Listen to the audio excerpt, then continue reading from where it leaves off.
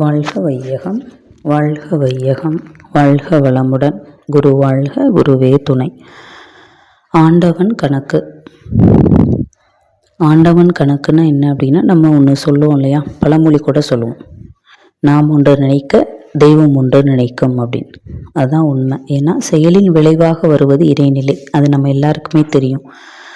அப்போ நம்ம ஒரு செயலை செஞ்சுட்டு நம்ம அதை பதிவாக்கிட்டு அதில் நல்லது வராமல் கெடுதல் வரும் பொழுது, எனக்கு மட்டும் ஏன் இப்படி நடக்குது, இறைவா எனக்கு மட்டும் ஏன் இதெல்லாம் அப்படின்லாம் நம்ம கேட்குறோம் இல்லையா.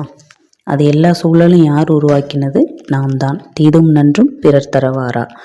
அப்போ அந்த செயலை செய்கிறது நம்ம. அப்போ செயலின் விளைவாக வர்றது தான் இறைநிலை. நம்ம எந்த செயல் எப்படி செய்கிறோமோ அதோட விளைவு இறைநிலை கரெக்டாக அந்த ஸ்பாட்லேயே நமக்கு கொடுக்கும். நம்ம அதை புரிஞ்சுக்கிறது கிடையாது. ஆனால் எந்தெந்த செயல் எப்பப்போ எதோட விளைவு வருமோ, மகிழ்ச்சி கொடுக்குற சொல்கிற மாதிரி அந்த கால வேக தூர பருமனுக்கு தகுந்த அளவு நம்மளோட செயல்களோட விளைவானது கண்டிப்பாக இருக்கும். ஆனால் எந்த செயல் செய்கிறோமோ அது கண்டிப்பாக நமக்கு பதிஞ்சிருக்கனால அதற்கு விளைவு உண்டு.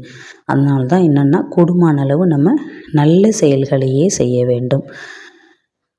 நம்ம நல்ல செயல்களையே செய்யும் பொழுது நன்மை தான் விளையும். அப்போ நமக்கு அந்த மாதிரி நல்லது நடக்கும் பொழுது அது நம்ம செய்கிற செயலால் ஒரு நல்ல விஷயம் நடக்குது அப்படின்னா அது நம்ம சமுதாயத்துக்கு செய்கிற ஒரு கடமை மாதிரி. இப்போது நம்ம என்ன பண்ணணும் அப்படின்னா, தீய செயல்களை செஞ்சால் தீய தான் நமக்கு வரும். நல்ல செயல்களை செய்யும் பொழுது நாம் மேன்மேலும் நாமும் சிறந்து மற்றவர்களுக்கும் அதில் ஒரு நன்மை நடக்கும்.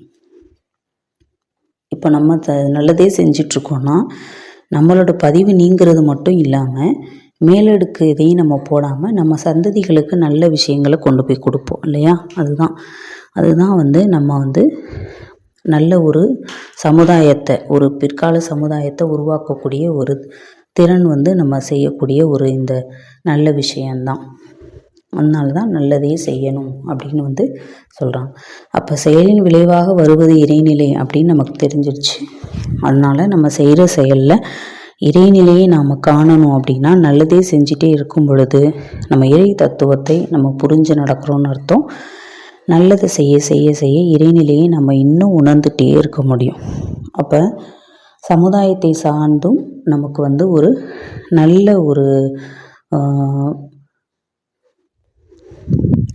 ஒரு தொண்டு மனப்பான்மைங்கிறத தாண்டி நல்ல ஒரு உயர்வு நம்மளுக்கு கிடைக்கும். அப்போ நமக்கு மதங்கள் சொல்கிறதும் இதான், இறையை நல்லா உணர்ந்து சமுதாயத்துக்கு ஆட்ட வேண்டியதை நம்ம கடமையை கரெக்டாக நம்ம செஞ்சுட்டே இருந்தோம்னா அதுதான் மதங்கள் வலியுறுத்தக்கூடிய கொள்கைகள். அப்போ இறைநிலையை உணர்ந்து நம்ம செய்யும்போது நெறி பிறலாது நம்ம அறநெறி வாழ்க்கை வாழ்வோம்.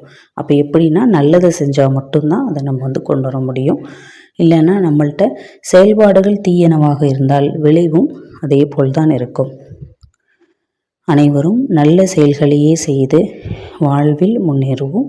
மற்றவர்களிடமும் இந்த செய்தியை நாம் கூறி அவர்களையும் நல்வழியில் வாழ முயற்சிப்போம். வாழ்க வளமுடன்.